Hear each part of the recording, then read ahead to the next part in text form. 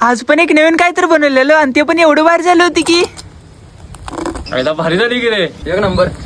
तर आज सकाळी लवकर की नाही मी गावाकडे गेलतो आणि गावात गेल्यावर ना की नाही एक पावाचा पोडा आणि एक सॉसचा पोडा घेऊन की नाही आणि मळ्याकडे आलतो. त्यात आता पावसाळा चालू असल्यामुळे की नाही मळ्यात पण जरा कामं कमी जास्त असतात आणि जेव्हा कामं कमी असतात की नाही त्यावेळेस असं काहीतरी नवीन करू वाटतंय. मग आज जे करायचं होतं की नाही त्याचं पहिल्यांदा सगळं सामान तिने एका जागी आणून ठेवलं आणि त्यातलं जे पातेली घेऊन की नाही आणलेलं जी डाळीची पीठ होतं की नाही त्यात घातलं. मग त्यावर जे ओवा घालायचं होता की नाही तो पण असं हाताने बारीक करून घातलेलं. त्यानंतर मग त्याच्यात जिरं चटणी आणि हळद ते पण सगळं घातलं. त्यानंतर आपलं राहिलेलं म्हणजे सोडा आणि मीठ ते पण टाकून झालं. आणि इकडे तुम्हाला हे सांगत की नाही मी इकडे तेल पण काढायला ठेवलेलं. नंतर मग आपली इथली सगळे पाव पण होती की नाही त्यास कापून घेतलं आणि मग जे आपलं पिठाचं होतं की नाही त्यामध्ये असं पाणी घालून ते सगळे मिक्स करून घेतलं. तोपर्यंत आपल्या इकडे तेल पण काढलेलं. त्यामुळे असं सगळ्या पावासनी की नाही असं एक एक एक बुडवून की नाही तळायला चालू केलं आणि बरोबर तेवढंच 10-15 मिनिटात की नाही हे सगळं तळून पण झालं.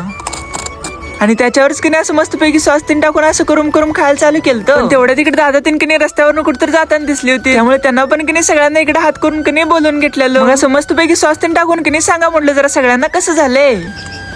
भारी झाली की रे, एक नंबर झाले रे, एक नंबर. नाद करते यायला लागते.